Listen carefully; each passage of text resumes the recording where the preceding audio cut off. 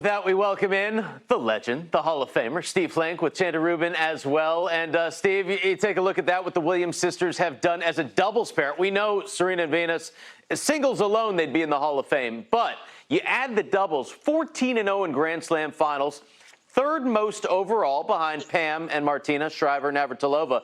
But are the Williams sisters, in your opinion, the most dominant doubles team in the history of our sport? Well, I might go for Martina and Pam, who won 109 straight matches in that period, the mid-'80s. I think I'd give the nod to them, but Venus and Serena are right up there, and they did it so unconventionally. They weren't a Navratilova-Shriver team. It was so explosive and big serving and huge returns, and it wasn't really predicated on the volley so much as it was with the other great duos of all time. I can definitely attest to that, Steve, of having played Venus and Serena in doubles. I think one of those finals, one of those 14, I can give them, take some credit because I helped them get to that record.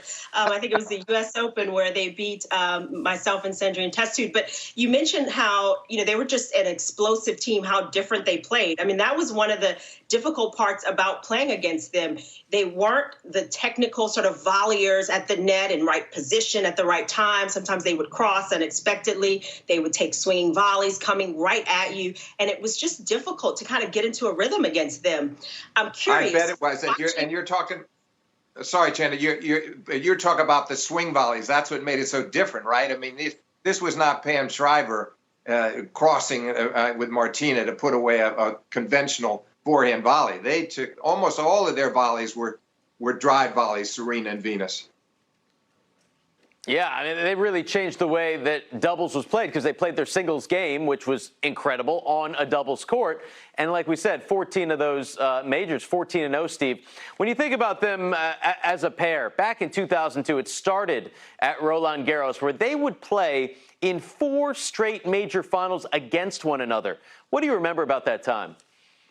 Yeah, that was a pivotal time in the rivalry, Steve, the singles rivalry, because you go back up until that time, heading into that year, it was 5-1 for Venus over Serena, big sister beating little sister. Then in Miami, Serena beat Venus decisively, which I think gave her the confidence to win this final at Roland Garros.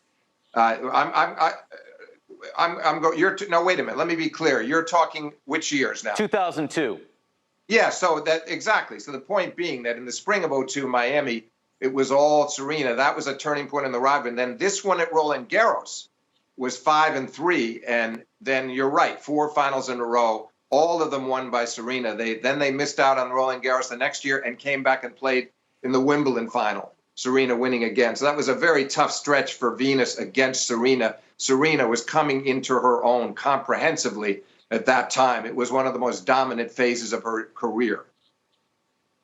It was always difficult for the two of them to play each other. And, they weren't the best matches, especially early on, but they got better and they started understanding how to play closer to their best tennis against each other with everything on the line. And I'm curious, in your opinion, you've wrote about, some of the greatest matches in tennis history.